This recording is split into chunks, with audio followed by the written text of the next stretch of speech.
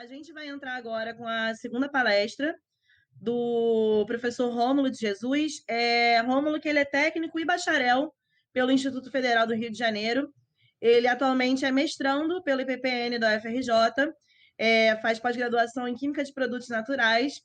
Rômulo é especialista em Química Analítica e Instrumental. Ele é hoje em dia técnico da mesma instituição que estudou, do Instituto Federal do Rio de Janeiro, campus Nilópolis, e coordenador da COSAAT. Rômulo, boa Olá, noite. pessoal, boa noite. Agradeço aqui, principalmente a Natália, que foi quem me fez o convite pessoalmente, né? Minha grande amiga. E ao Nath Bio como um todo pelo espaço, para poder falar aqui um pouquinho de divulgação científica, né? E esse tema que às vezes é pouco comentado, né? Mas que é de extrema importância para a nossa educação. Sem mais delongas, deixa eu compartilhar minha tela aqui, ver se vai tudo direitinho. Bom, eu vou falar um pouquinho hoje sobre divulgação científica, né? Trazendo a academia para o nosso dia a dia. Eu sou o Rômulo Henrique Jesus Souza, coordenador de Segurança e Administração de Ambientes Tecnológicos do IFRJ.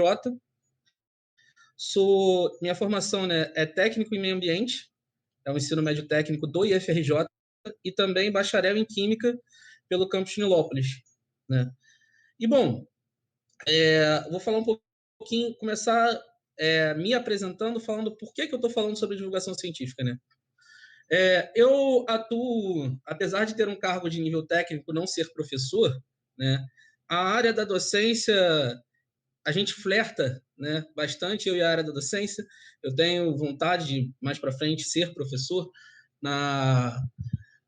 tanto faz, né, na iniciativa pública ou privada, né? Eu atualmente ministro alguns cursos, já ministrei um curso de tratamento de resíduos de laboratório, também ministrei um curso de cromatografia acoplado à espectrometria de massas, né? Essa primeira foto que a gente está vendo aqui. Deixa eu só ligar meu apontador laser aqui no PowerPoint, que eu acho que vai ajudar. Essa primeira foto aqui, né? É uma foto de eu ministrando o curso. Mas eu também já atuei como divulgador científico no Espaço Ciência Interativa do IFRJ, que é o campus Mesquita, né? Tem lá o Museu de Ciências, que é o Espaço Ciência Interativa, né? Eu atuo atualmente no campus Nilópolis como coordenador de segurança, né? E aí ministro alguns cursos para os monitores dos laboratórios, né? Por ser o coordenador e responsável pela segurança dos laboratórios. Eu faço mestrado no IPPN e também faço uma colaboração com o podcast Mulheres de Vênus, né? Que é um podcast de divulgação científica que tem o principal intuito de divulgar as contribuições das mulheres na ciência, né? E o podcast é administrado por uma grande amiga minha de infância, a Mariana, e junto com outras mulheres, ela me fez o convite para fazer uma participação em um podcast falando sobre a June Almeida, que foi a cientista que conseguiu pela primeira vez visualizar um coronavírus, que é um vírus da família do SARS-CoV, ele não é o único coronavírus que existe, né? E aí eu participei desse podcast e venho fazendo outras participações, né? Aí promovendo uma integração entre homens e mulheres na ciência. Então eu tenho um pouquinho de propriedade para falar do que eu estou falando aqui. E bem, né? Vamos lá. Primeiro, para a gente falar de divulgação científica, a gente tem que contextualizar o que é a ciência, né? Já deixo essa provocação aí para o pessoal ir respondendo aí no chat o que eles acham que é ciência, né? Bom, algumas definições de dicionário dizem que ciência é um conhecimento atento e aprofundado sobre algo. Também pode ser um corpo de conhecimentos sistematizados, adquiridos via observação, identificação, pesquisa e explicação de determinadas categorias de fenômenos e fatos formulados metódica e racionalmente. Aqui tem a aplicação do método científico, que eu vou falar um pouquinho sobre ele mais adiante, né? Esse conceito de ciência parte do princípio de que todo e qualquer conhecimento, para ser dito científico, ele precisa passar pelo método científico, né? Então, né, aqui, finalmente, uma terceira definição, que é um pouco mais filosófica, né? Conhecimento que, em constante interrogação de seu próprio método, suas origens e seus fins, obedece a princípios válidos e rigorosos, almejando especialmente coerência interna e sistematicidade, né? E essa é uma definição, sim, que eu gosto muito. Na verdade, na divulgação científica, a gente não trabalha muito com definições em si, porém, essa é uma definição interessante porque ela aborda toda a questão temporal da ciência e de como os conhecimentos vão se tornando obsoletos e sendo substituídos por novos conhecimentos, essa terceira definição, né? Então, a ciência ela não é algo permanente, não é algo duro, ela é sempre mutável. E aqui é importante destacar que aqui a gente fala que ciência é conhecimento, né? E tem sempre uma determinada rixa entre ciências humanas e ciências exatas, né?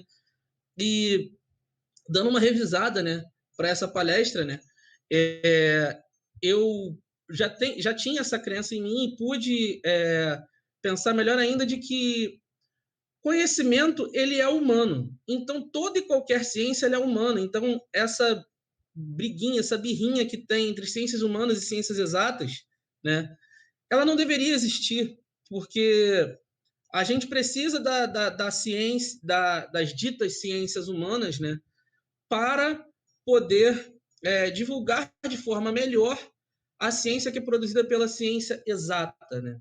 Então, eu creio que toda ciência ela é humana, partindo do pressuposto que, já que ela é produzida por seres humanos, né? Então, ela é humana. Toda ciência ela acaba sendo humana, certo? E, bom, falando um pouquinho do método científico, né? O método científico ele é baseado em etapas.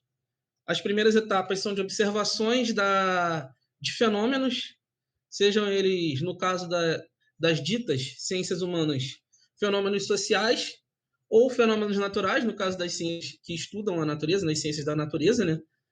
E então, a partir dessas observações, você começa a fazer experimentos mais controlados que vão propiciar uma observação mais fechada dos fenômenos que você quer estudar. Então, participaram um momento então de teorização, onde você busca encontrar padrões, tendências e leis, né? Leis são, aqui a definição de uma lei, no caso da ciência, é uma sentença verbal concisa, ou seja, uma sentença verbal curta, ou uma equação matemática que vai resumir uma grande variedade de observações, né?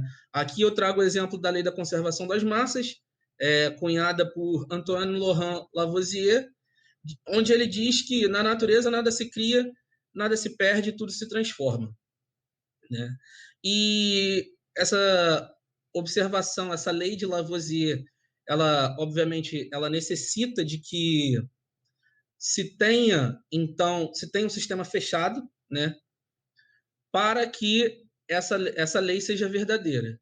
Então, a partir de você estabelecer uma lei, você começa a formular e a testar hipóteses, e essas hipóteses sendo confirmadas, você estabelece uma teoria. Aqui, como a teoria ela é a explicação de princípios gerais de certos fenômenos, com consideráveis evidências ou fatos para suportá-las. E os fatos, que fatos são esses? São os resultados dos seus testes de hipótese. E aqui eu trago um exemplo da teoria da relatividade geral, né, que aborda fenômenos físicos, principalmente ligados ao movimento, de um ponto de vista não inercial, ou seja, ela aborda o movimento com conceitos físicos, não estando de corpos que não estão parados, né? E uma grande aplicação dessa teoria da relatividade geral é permitir que satélites que estão se movendo a 14 mil quilômetros por hora na atmosfera da Terra possam calcular posições bastante aproximadas num GPS. Então, você tem aí uma grande aplicação aí da teoria da relatividade geral. A gente não precisa entrar muito a fundo no que é a teoria da relatividade geral, mas a gente pode ver uma grande aplicação dela no nosso cotidiano, que é o uso do GPS, por exemplo, no celular. Você vai pegar um Uber, né? Os satélites estão lá na atmosfera, se movendo no movimento orbital em torno da Terra a 14 mil quilômetros por hora, e mesmo assim eles conseguem determinar a posição do motorista e a sua posição, usando os conceitos da teoria da relatividade geral. Porque, como o planeta está girando, você não está parado e mesmo o carro estando em movimento, ele está em dois tipos de movimento. Em relação à superfície da Terra, que não está parada, e ele tem o próprio movimento dele, né?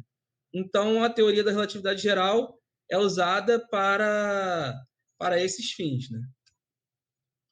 E, bom, um outro motivo para a gente quebrar essa barreira entre ciências exatas e humanas, né, é que a ciência, toda e qualquer ciência, ela vai ter uma relação com a sociedade. Então, a gente tem sempre que considerar os aspectos sociais da ciência que a gente produz, né? A ciência, ela desenvolve tecnologia para abordar problemas da sociedade, né? Então, ela vai desenvolver também conhecimento, desenvolvendo tecnologia, para que essa tecnologia seja aplicada nos problemas da sociedade, influindo, então, nas políticas, né? Por exemplo, a gente tem aí a Lei Geral de Proteção de Dados, por exemplo, que não seria viável sem todo o conhecimento e toda a tecnologia gerada pelas ciências da computação, por exemplo, né? E acaba resolvendo problemas do dia a dia. A gente está num momento de pandemia em que é fundamental que se faça o isolamento social, né? Então, a gente tem aí um problema do dia a dia, que é o isolamento social, e a tecnologia gerada através do conhecimento gerado pela ciência resolve esse problema, porque a gente consegue estar aqui hoje conectado, né, através da internet, mesmo estando em isolamento, né? Então, a ciência, ela se relaciona e resolve problemas da sociedade. Então, não há como dissociar a ciência da sociedade, as ciências ditas exatas das ciências ditas humanas. E, bom, aqui eu trago, antes de falar o que é divulgação científica, por que a gente precisa fazer divulgação científica, né? A ciência, né? A comunidade científica, ela teve um surgimento, foi se desenvolvendo a partir do momento em que a ciência foi se profissionalizando, né? E foi se criando um jargão, né, científico, né? Criou-se uma linguagem própria, uma linguagem científica própria do meio. E isso causou um distanciamento do resto da sociedade. Conforme a comunidade científica foi se fechando e criando uma linguagem a qual a população comum não tinha muito acesso, né?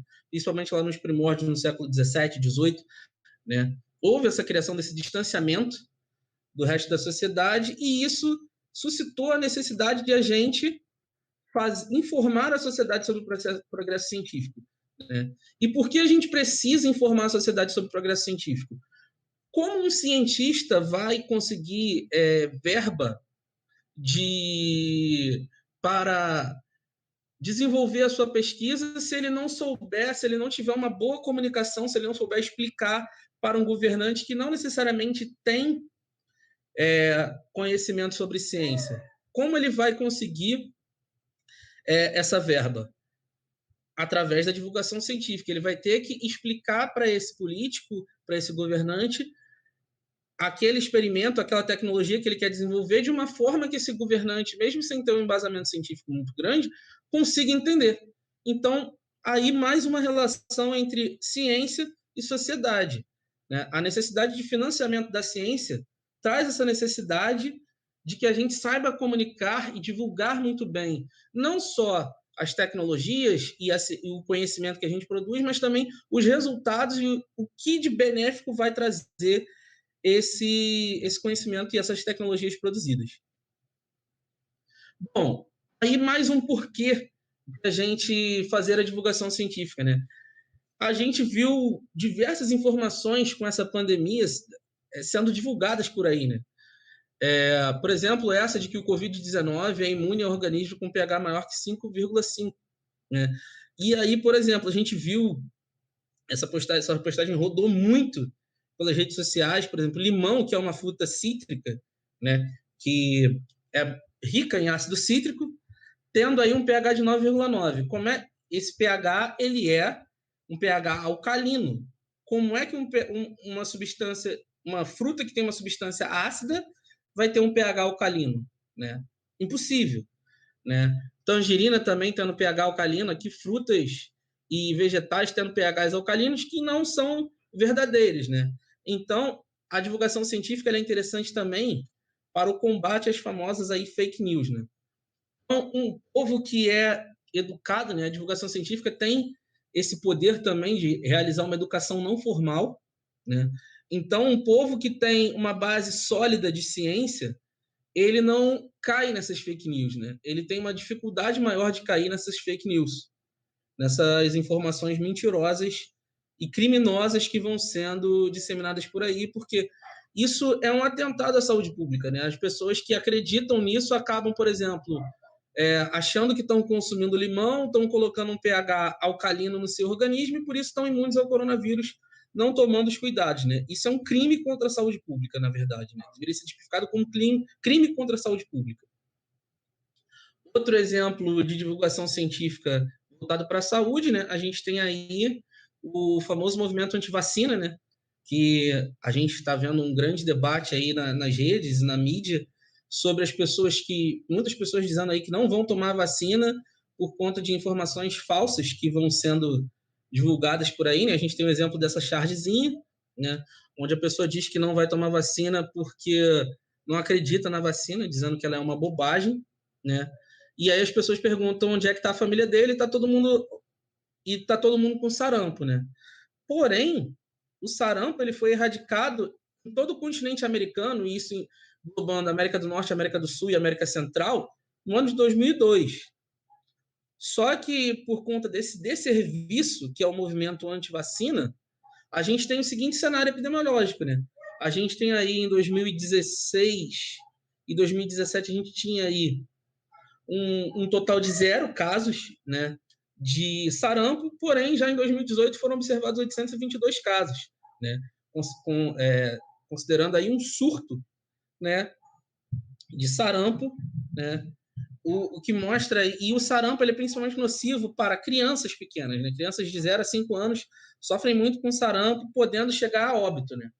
A gente vê aí a eficiência de um plano de imunização, né, onde a gente, em 1970, tinha aí mais de quase 110 mil casos, né, de sarampo, e aí menos de 40 anos, um pouco mais de 40 anos depois, a gente conseguiu, devido à evolução das vacinas e ao plano de imunização frente ao sarampo, zerar o quantitativo de casos de sarampo, porém, por conta desse desserviço que é o movimento de vacina, a gente tem aí um aumento nesse número de casos.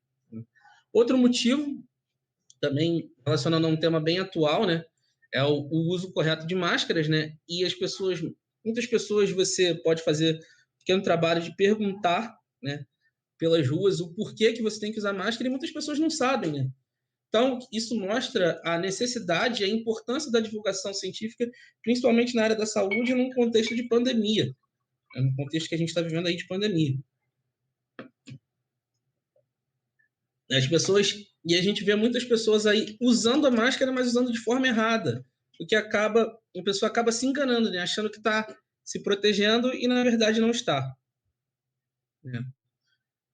Relacionando também a divulgação científica ao meio, principalmente ao meio ambiente, né?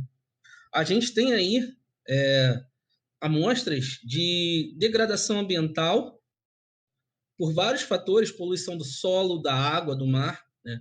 E aí os cientistas vão produzindo os resultados das análises ambientais e de modelos científicos para projetar o futuro do meio ambiente, né? Aqui eu coloquei o exemplo do IPCC, que é o painel intergovernamental de mudanças climáticas, né? Eles produzem dados e, caso não seja feito um trabalho eficiente de divulgação, né, científica, como essas informações vão chegar na sociedade, como a gente vai conseguir engajar a sociedade, né, para mudar o panorama, por exemplo, de consumo, né? Para mudar o paradigma de consumo de uso dos recursos, né? A sociedade precisa, toda a sociedade, e aí a gente pode falar sobre governantes e povo, famosos e tudo mais, né? Atores acadêmicos e não acadêmicos também, né? Toda a sociedade tem que se engajar para a continuidade da disponibilidade de recursos para gerações futuras, né? E a divulgação científica tem um papel muito importante nesse ponto para fazer a sociedade como um todo entender o quão a gente está sendo nocivo para o planeta, né? Um outro motivo também de a gente fazer divulgação científica é a necessidade de educação, principalmente que o nosso país tem, né? A gente tem muitos espaços de ciência nos grandes centros, né? O Rio de Janeiro tem vários museus, mas a gente não vê nas cidades do interior, né, um grande número de museus. Então há uma necessidade de expansão, né, e de criação de novos espaços de divulgação científica, museus, né? E nesse ponto a internet ajuda bastante, né? Ajuda bastante a disseminar a ciência. Também é importante que a cobertura jornalística sobre temas científicos seja expandida e que se criem eventos populares para diversificar o público consumidor de ciência.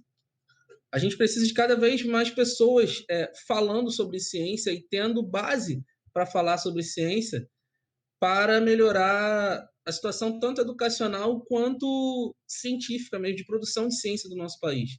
A gente tem alguns países aqui da América Latina, por exemplo, né, que tem prêmios Nobel, e o Brasil é um país gigante que tem um dos países que mais produz ciência no mundo e não tem um prêmio Nobel em área nenhuma, nem o da paz, né? Então, assim, já foi dito por aí recentemente que o Brasil é um anão diplomático e essa cultura precisa mudar. O Brasil precisa voltar a ser grande, a gente precisa, em certos pontos, acabar com uma certa síndrome de vira-lata que a gente tem para melhorar a própria visão do nosso país, né? E isso passa pela mídia, passa pela própria academia, muita coisa tem que ser revista. E a divulgação científica pode ajudar nesses quesitos, né? A divulgação científica é um ato político também, né? Não deixa de ser um ato político também. Bom, e agora, finalmente, o que é a divulgação científica, né? Depois de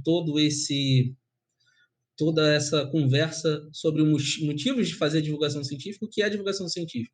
Primeiro de tudo, a gente precisa considerar que a divulgação científica ela precisa ela precisa ser considerada em um determinado contexto histórico.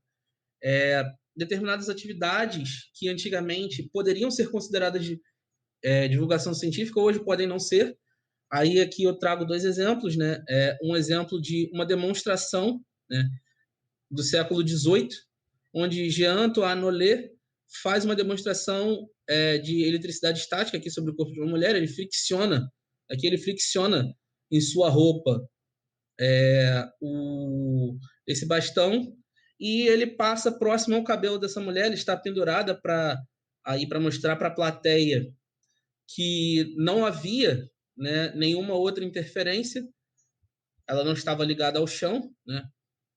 E aí ele passa sobre esse bastão que ele friccionou, ele passa próximo do cabelo dessa mulher e o cabelo dela se arrepia por conta da eletricidade estática.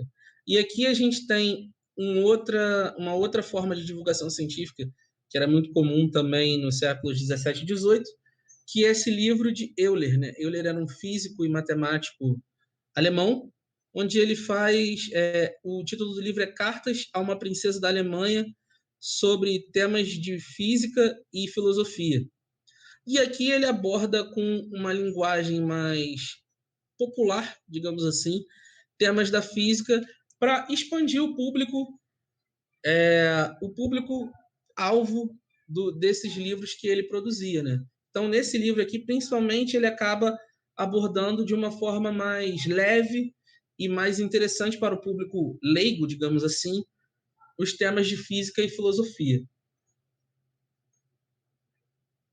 E é algo bastante necessário, né? A linguagem que a gente utiliza é muito importante, né? No momento em que a gente quer fazer uma divulgação, principalmente para um público que não tem formação naquilo que a gente está divulgando. A gente precisa muito se ater a isso. né? E, bom, agora partindo para definições, apesar da divulgação científica não ser muito de definições, a divulgação científica se interessa mais em perguntas a serem feitas ao público-alvo, para que o público-alvo ele forme as suas próprias definições, porque o seu público precisa ter um certo tipo de empoderamento, se é que eu posso falar assim, né, sobre o tema que você está falando. Bom, uma definição curta de divulgação científica são ações realizadas por cientistas e também profissionais da comunicação. Aí a gente vê mais uma vez a relação entre ciências exatas e humanas, né, para informar a sociedade sobre o que é produzida pela ciência de forma ampla e irrestrita, né? Então, nesse ponto, com a grande disseminação de internet que a gente tem, a internet ajuda muito nessa divulgação de forma ampla e irrestrita, né, da ciência como um todo.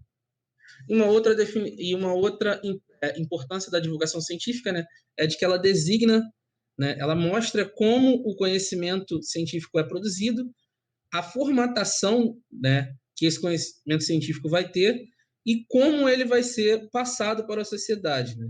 Principalmente essa questão de como ele vai estar formatado, né? E eu vou abordar aqui um pouquinho mais à frente, né, as formatações de como esse conhecimento científico é formatado, e vou fazer uma provocação aí, quero que vocês digam aí no chat, né, se vocês consideram essas formas que eu vou colocar aqui mais à frente, se elas são ou não divulgação científica, né?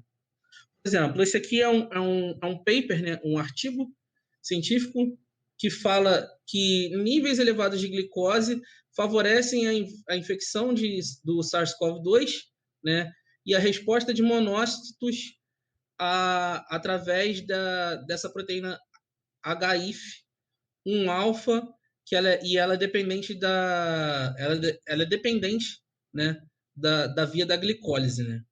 E aí, vocês consideram que um paper ele é uma divulgação, uma forma de divulgação científica, né?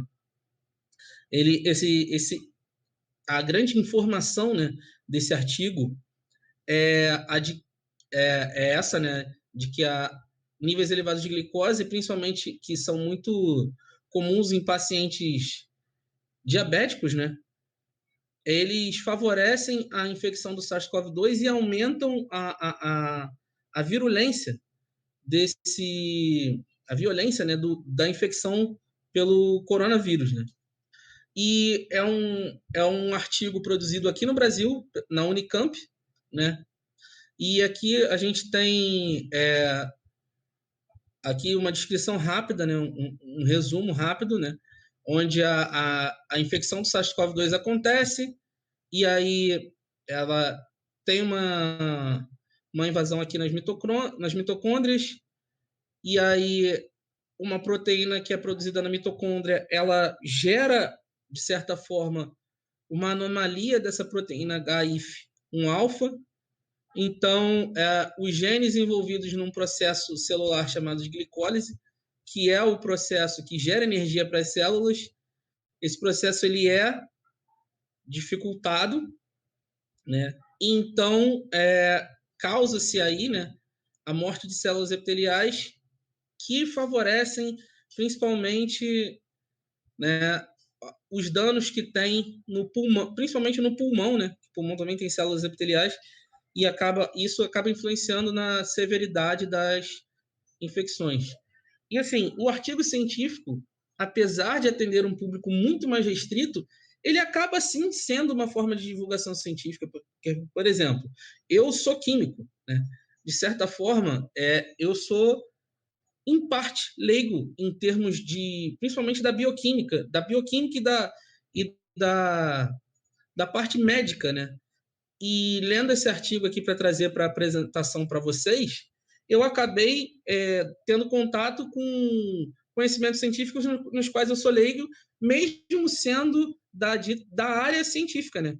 Então, ele é uma certa forma de divulgação científica, mas que atende, né, e atinge um público bem mais restrito, né? Então, a gente pode sim considerar, de certa forma, os artigos científicos como uma forma de divulgação científica, porém, o interlocutor, né, do escritor desse artigo vai ser uma pessoa que tem uma certa formação na área científica, né, que é um outro cientista, mas que talvez não tenha tanta propriedade para entender, e aí, por meio de pesquisas e de estudos, você começa a entender, que foi o meu caso aqui para trazer uma explicação bem rápida para vocês sobre o assunto desse artigo, né? A gente tem também aqui outra forma de divulgação científica. Isso aqui é um post no Instituto de Microbiologia da UFRJ, né, na página deles, aonde esse aluno do curso de Ciências Biológicas, Microbiologia e Imunologia faz uma divulgação sobre o novo coronavírus e o sequenciamento genético, né?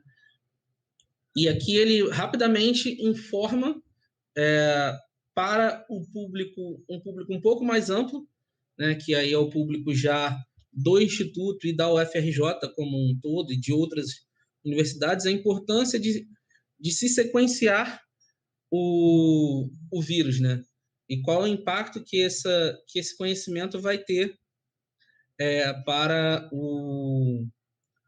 os estudos sobre o coronavírus, sobre a Covid-19, né? E aqui a gente vê aqui que esse artigo aqui, essa notícia foi publicada quando a gente ainda tinha só 100 mil mortes no mundo, 100 mil infecções, na verdade, no mundo. Hoje a gente tem milhões de infecções no mundo, né? Então, a gente vê que esse conhecimento foi bastante importante e permitiu que a gente, em menos de um ano, tivesse uma vacina, né, para o coronavírus.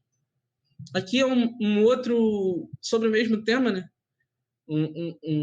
Post aí já do blog da saúde, do Ministério da Saúde, né? Falando também sobre o mesmo assunto, mas aí de um cunho mais informativo e com uma linguagem ainda mais suave, digamos assim, para que o público-alvo, né, que o público no Ministério da Saúde é bem mais amplo, deveria ser mais amplo ainda, mas já é um público amplo, né, pudesse ter propriedade para entender a importância dessa descoberta científica feita por cientistas brasileiras, né? A Esther Sabino, do Instituto de Medicina Tropical da USP, e a Jaqueline Góes de Jesus, que é pós-doutoranda também na USP, né? E aqui, né, é uma referência que eu consultei, né, que é o site da Super Interessante, que também é um meio de divulgação científica, né, mas com uma linguagem bem mais cotidiana, digamos assim, né, falando sobre Júnia Almeida, também aí relacionando ao coronavírus, né. Ela foi a pesquisadora que descobriu o primeiro coronavírus humano. Ela foi uma pesquisadora muito importante para a área da virologia, porque ela desenvolveu uma técnica chamada imunomicroscopia, aonde ela usava anticorpos para alguns vírus já existentes e fazia com que esses anticorpos formassem um grão, né? Porque os vírus são muito pequenos, né? E isso faz com que, mesmo com um microscópio com um aumento altíssimo de milhões de vezes, né, não seja possível enxergar os vírus mesmo com um microscópio tão potente assim. Porém, essa técnica desenvolvida por Júnia Almeida, ela possibilitou, através do uso de anticorpos, que faziam um aglomerado de vírus, né, e faziam um aglomerado de vírus em volta desses anticorpos, dessas que são proteínas, né, e aí foi possível fazer a visualização do primeiro coronavírus, que não é o SARS-CoV-2.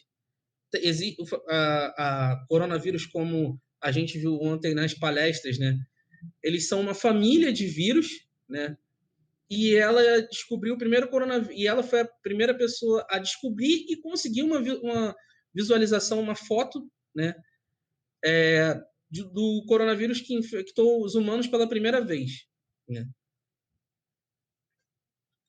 Bom, a gente pode pensar, né, que a divulgação científica é um tema atual, mas ela, como eu mostrei anteriormente, ela já vem desde o século XVIII, e no nosso país ele teve uma iniciativa muito importante e interessante de divulgação científica nos anos 30, né?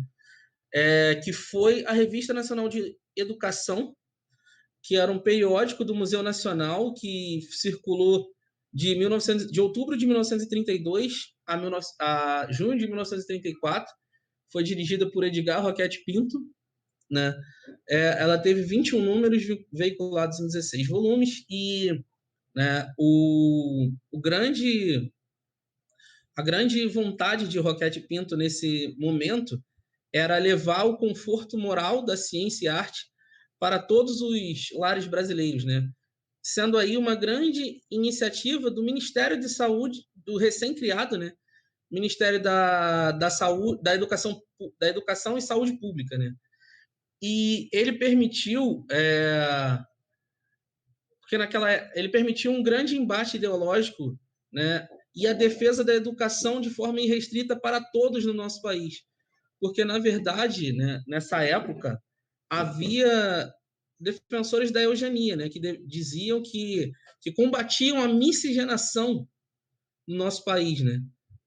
E na verdade, né, os colaboradores dessa revista combatiam porque a eugenia dizia que o povo miscigenado, né, e o povo preto, ele era como se fosse um cidadão de segunda classe, que eles não deveriam ser educados, deveriam ser apenas massa de manobra e de trabalho.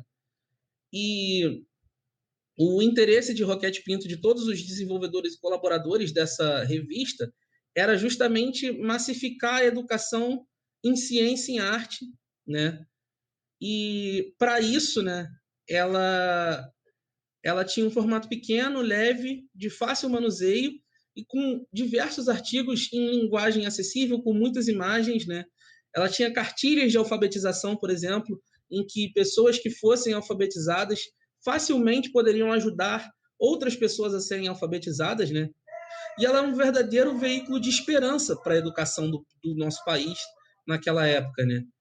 E ela também nasceu ligada ao cinema, porque houve uma regulamentação que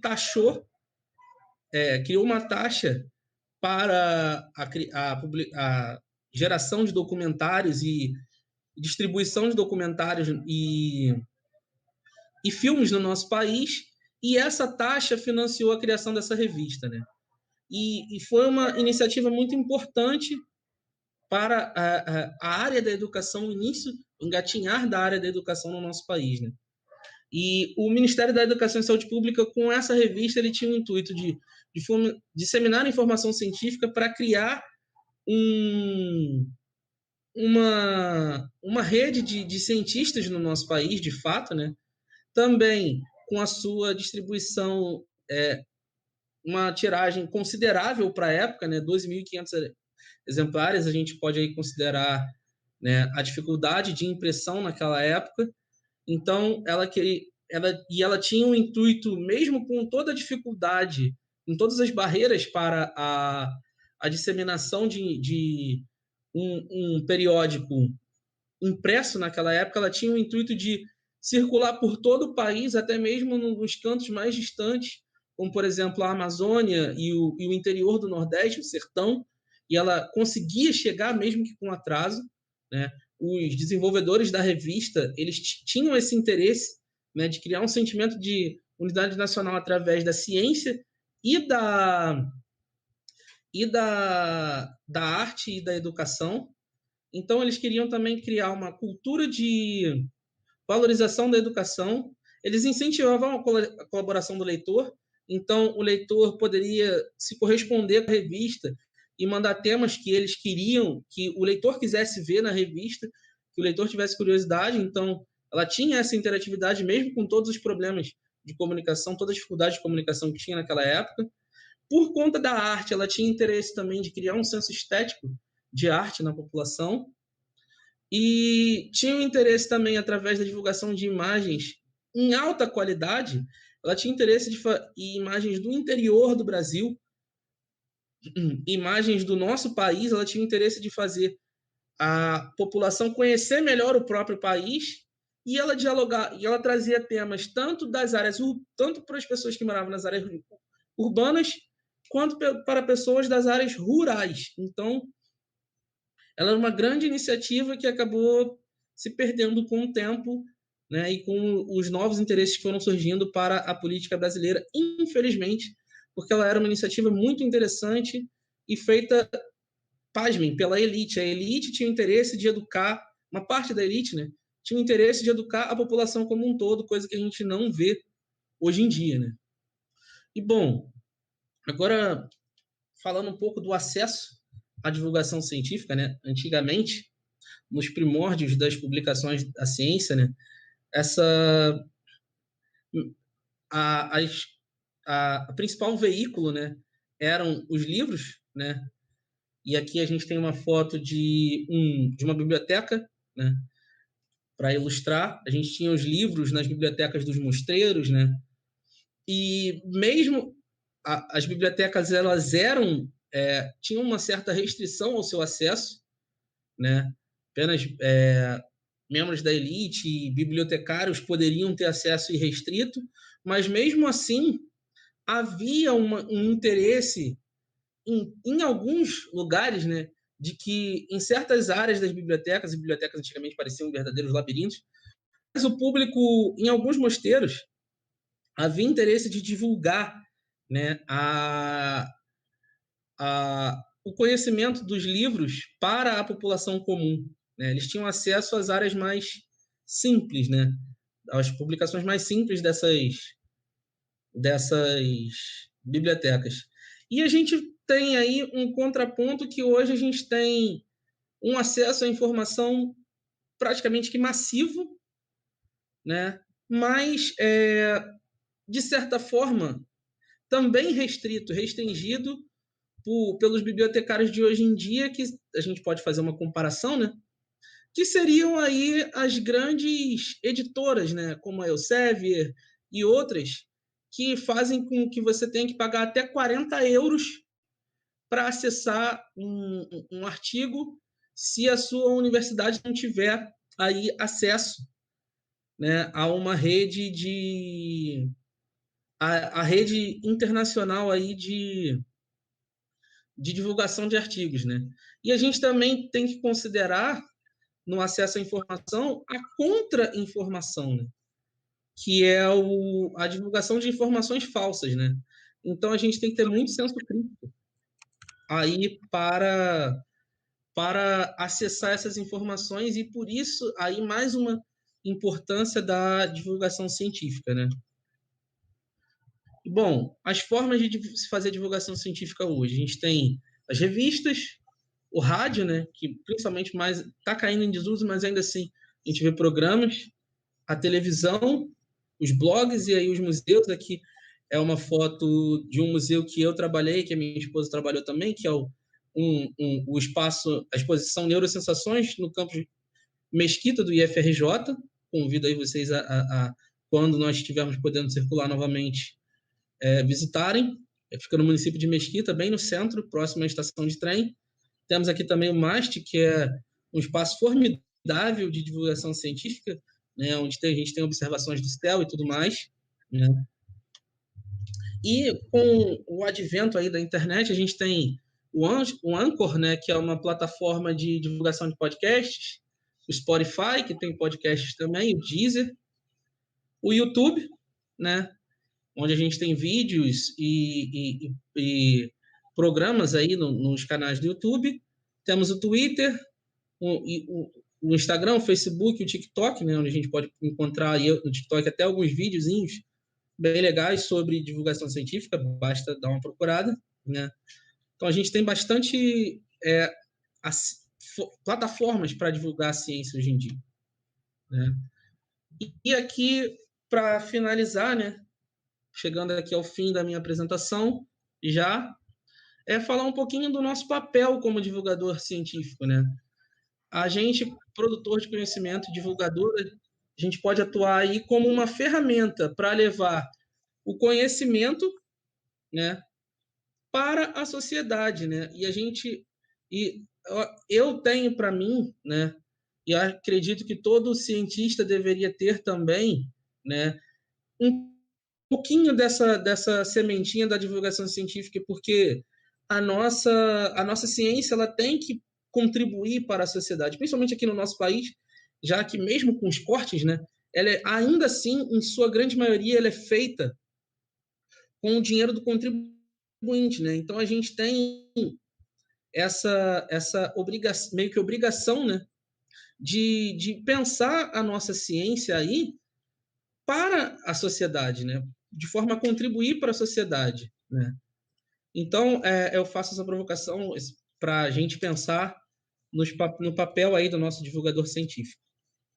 E, bom, as considerações finais, né? Finalizando aqui, que a divulgação científica ela é fundamental diante desse acionismo cruel e até criminoso nos dias atuais, né? A gente viu aí durante a pandemia que ainda não acabou, é importante ressaltar, né? Que a gente viu diversas informações até criminosas sendo divulgadas, né?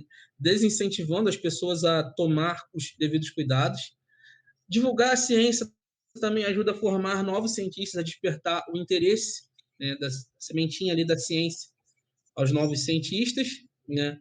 Também ajuda a combater as fake news aí, né? E é importante, né, que o divulgador científico mostre as contribuições positivas da ciência para a vida do ser humano, né? Tudo é ciência hoje em dia, né? A gente não vive sem as contribuições da ciência hoje em dia.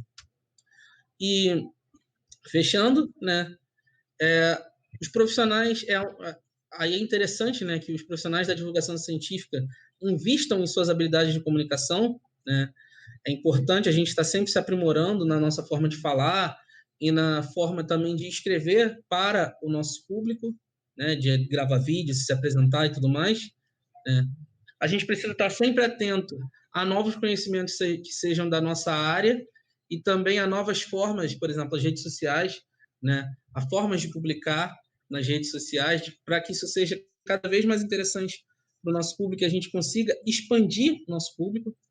A gente tem aí também que a internet ela tem um papel tanto positivo quanto negativo, né, para a disseminação de informações, e que a divulgação científica no nosso país, ela principalmente nesse atual momento, ela é de fundamental importância. A gente precisa divulgar informações corretas, né, e expandir o alcance dessas informações corretas para combater toda essa criminalidade digital que a gente vê aí com as divulgações de informações falsas, né?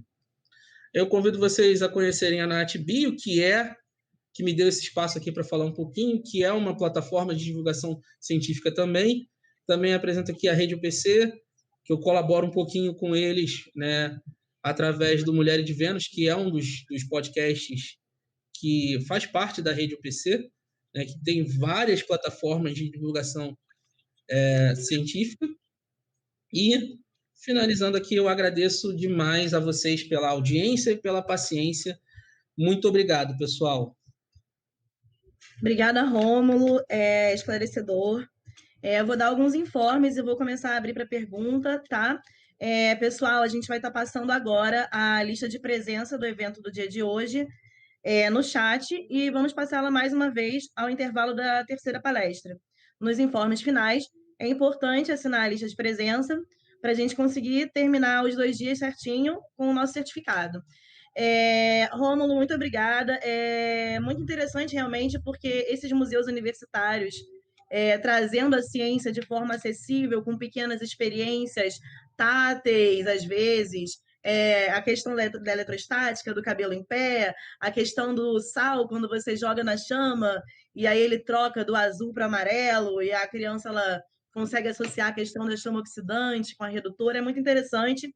E é uma forma de você trazer a ciência de uma forma divertida para o dia a dia, que é uma das propostas da NatBio. A gente vai estar trazendo para o pessoal agora, no dia 15 de fevereiro, o dicionário científico da NatBio, que vai nascer com 600 termos. E é uma forma assim, correta de você entrar ali, procurar o que você quis dentro da ciência, termos científicos como célula, molécula, ácido, de forma confiável. Você pesquisa ali de forma didaticamente explicada. Vamos estar trazendo experiências também para demonstrar conceitos. Então, assim, muito interessante, tem muito a ver, né, a sua palestra com a nossa proposta. Na sua pergunta, o que é ciência, recebemos aqui algumas respostas. Ciência é a cultura da dúvida. Interessante essa colocação, né? Pessoal agradecendo, falando que está em isolamento em diferentes regiões do Brasil. O Fábio comentou que a iniciativa privada também deve financiar a ciência. É verdade. O que você acha sobre isso, Rômulo? Então, assim, eu tenho uma opinião até um pouco controversa no meio em que eu vivo, né? Que é o meio do serviço público, né? E eu acho que a gente deveria estimular, né? Óbvio que com regras, né? As parcerias público-privadas, né? Garantir, permitindo aí o financiamento das pesquisas, né? Pela iniciativa privada, porém garantindo a autonomia da instituição pública, né? Sempre garantindo a autonomia da instituição pública, né? Então, é algo que tem que ser muito bem trabalhado, tem que ser muito bem estudado, mas que traz aí uma forma, e a gente não pode também desobrigar o nosso governo, né, de manter o financiamento e aumentar o financiamento à pesquisa, né? Porque a gente tem um governo aí que entrou, né, dizendo que iria prezar pela soberania nacional, mas que reduz os investimentos em pesquisa, né? Seja básico ou aplicado. E como a gente garante a soberania nacional sem a gente investir em educação e pesquisa, né?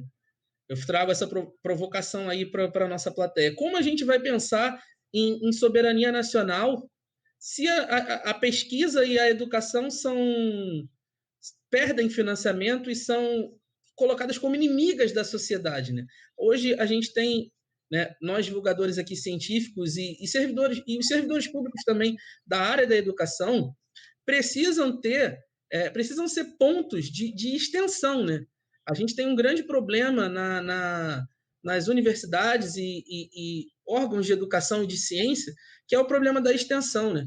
Que eu faço sempre essa crítica quando eu estou em contato com a gestão, né, de que a nossa extensão, né, que é faz parte do tripé ali da universidade, né, que é educação, pesquisa e extensão, que é o contato da instituição de ensino, né, e de pesquisa com a sociedade, acaba se fazendo uma extensão para dentro.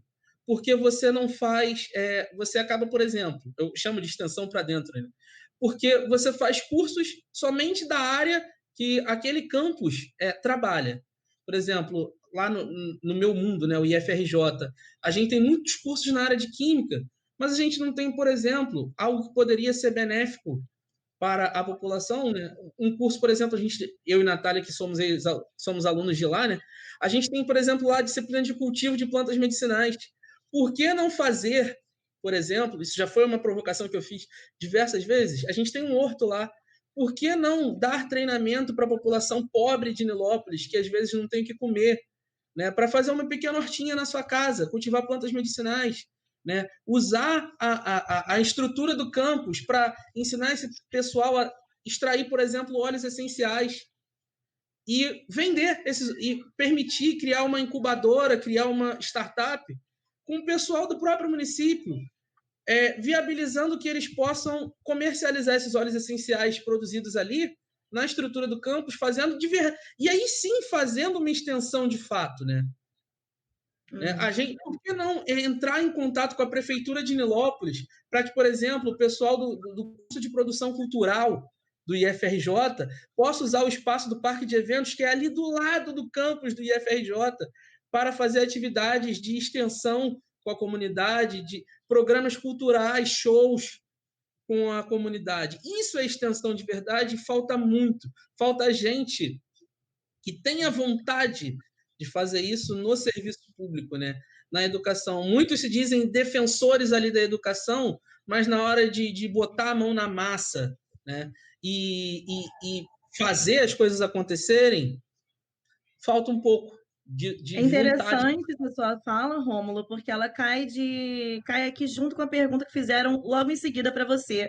E aí eu acho que até você é bom lembrar, eu acho que é um projeto que você chegou a trabalhar, se eu não me engano, que era o Museu da Maré, de iniciação científica, você está lembrado? Na favela da Maré. Não, no Museu Acho da que era Maré eu não cheguei a não. Não, né? Mas você conhece o Não. projeto. É uma pergunta que da Alia Colchone. Acreditam que é necessário ir até as comunidades, que é o que você acabou de comentar, né? Uma vez que muitas ainda não possuem acesso e não são privilegiadas?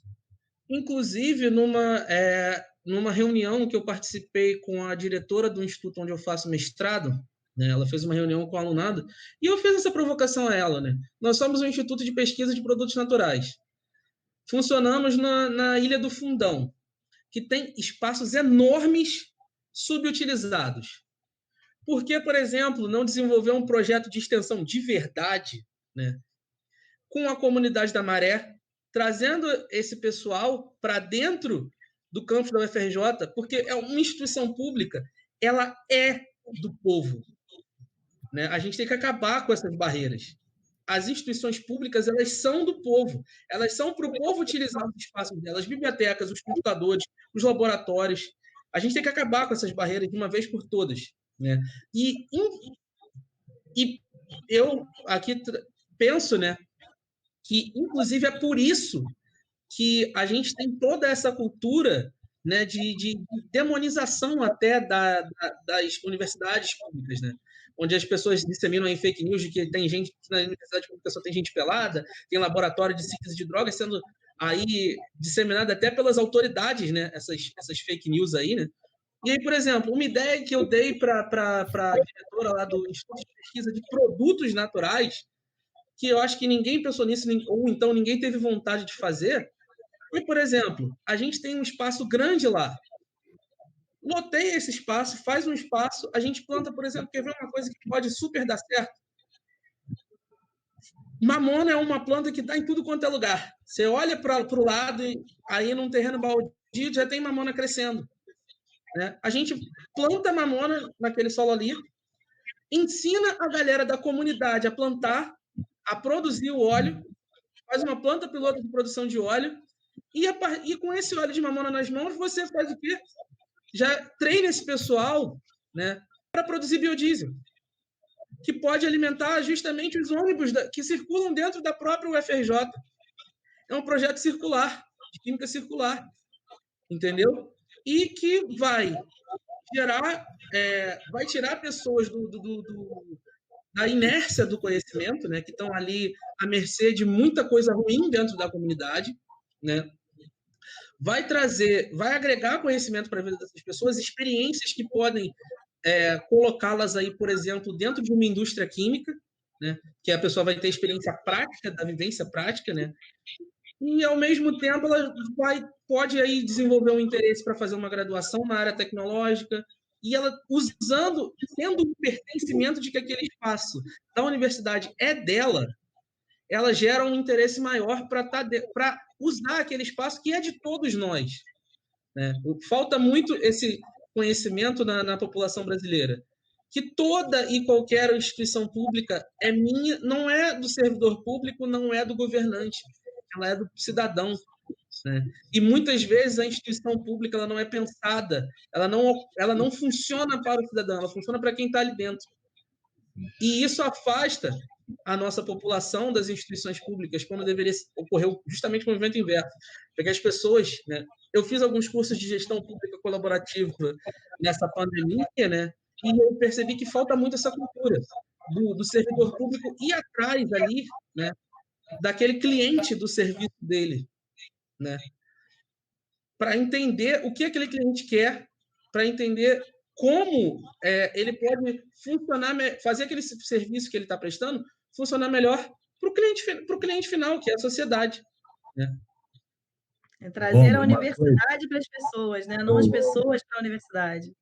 Fala aí, André. Só uma coisinha, para reflexão. Eu fiz um curso em janeiro de cultura sustentável aqui no Ibirapuera, que eu moro aqui em São Paulo, em janeiro, antes da pandemia, claro.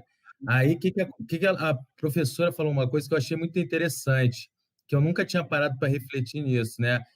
Ela, claro, ela não quis somente botar a culpa em cima da educação, em cima da universidade em relação a isso, que eu vou falar agora. Porém, é uma coisa que tem que refletir muito, que nos últimos anos, ou talvez ela disse assim, mais tempo do que os últimos anos, a educação só subiu muros, ela construiu muros para a sociedade.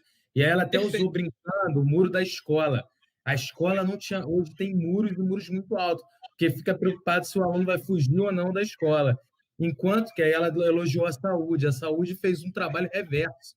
O SUS, né, fez um trabalho reverso, ele foi na casa das pessoas, ele foi buscar atendimento. Aí ela diz que hoje, uma das coisas, ela acredita que uma das coisas que desvaloriza muito a educação é justamente porque a gente, como educador, a gente, no sentido No sentido geral da amplo, coisa, no sentido amplo, também temos a nossa parcela de culpa. E essa parcela foi isso: a gente foi construindo muros para a sociedade, a gente resolveu se fechar para a sociedade. E a ciência entra nesse âmbito da educação, né?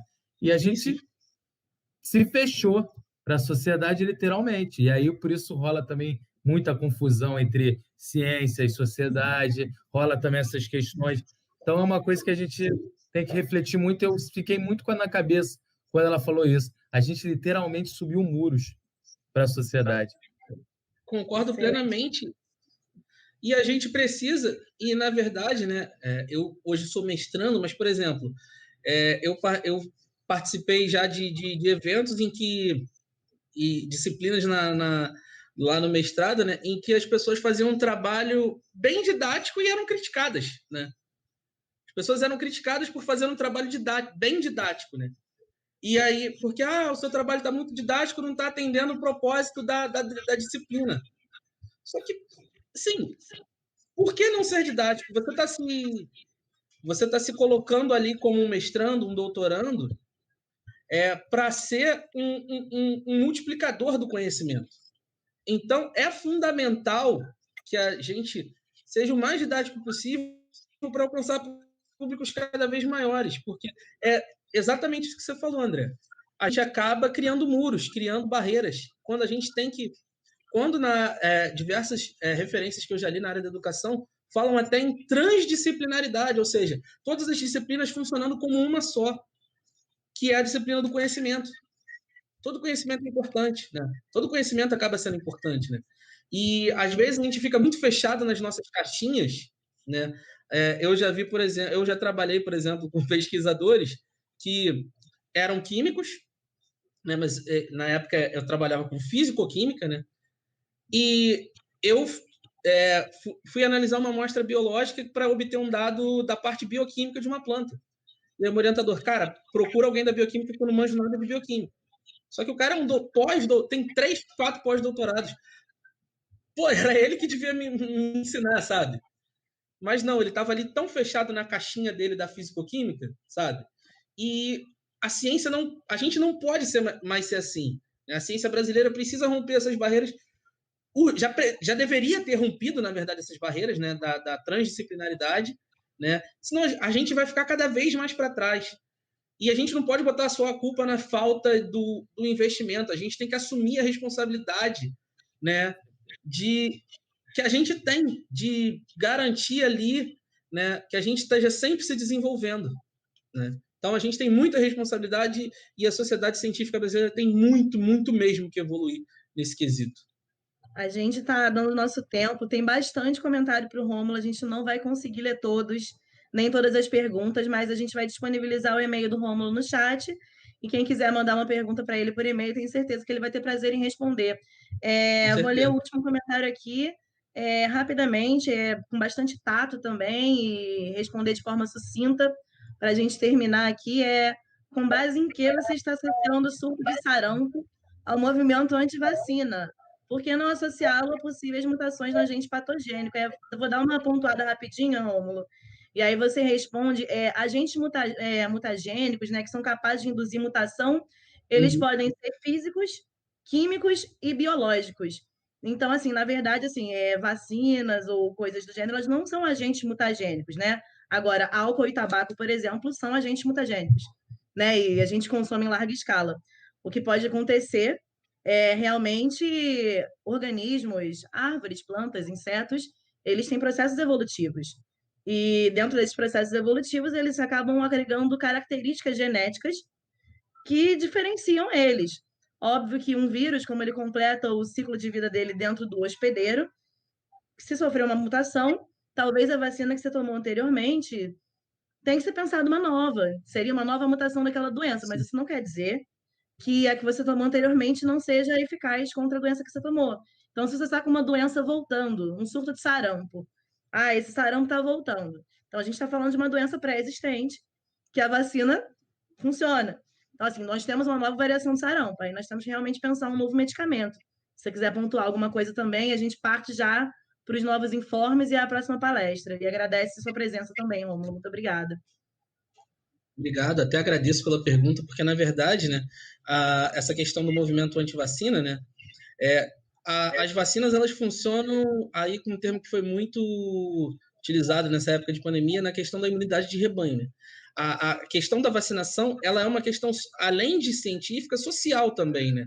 Todos nós, diante de uma vacina, temos uma responsabilidade na contenção das doenças, né? Inclusive, tem alguns países que tipificam o movimento de vacina como um crime contra a saúde pública, porque o vírus, com pessoas que não tomam a vacina, né? Aí o vírus pode acabar sofrendo, de fato, uma mutação e se adaptando aos anticorpos que a vacina, que já está em circulação, ela disponibiliza. Então, essas mutações, né, que o agente patogênico vai desenvolvendo, ao entrar em contato com os anticorpos que são distribuídos pelas vacinas, né, quando ele encontra pessoas que não têm as vacinas, ele pode desenvolver uma nova característica e que acaba fazendo com que a vacina acabe não sendo mais eficaz e também com menos pessoas, né? Com menos pessoas se vacinando, obviamente, né, a gente vai ter mais casos, né? Com uma redução da eficiência, do número, né, ali de pessoas que se vacinam, né? A gente tem mais pessoas suscetíveis a se infectarem com aquele agente patogênico. Então, é uma relação quase que direta, né? Menos gente se vacina, mais gente está acabando, Rômulo. Desculpa te cortar, sim, o próximo palestrante agora. Mas obrigada pela presença. Eu vou deixar agora o André com a palavra. Obrigada, Rômulo. Boa noite a todos pelo espaço aí.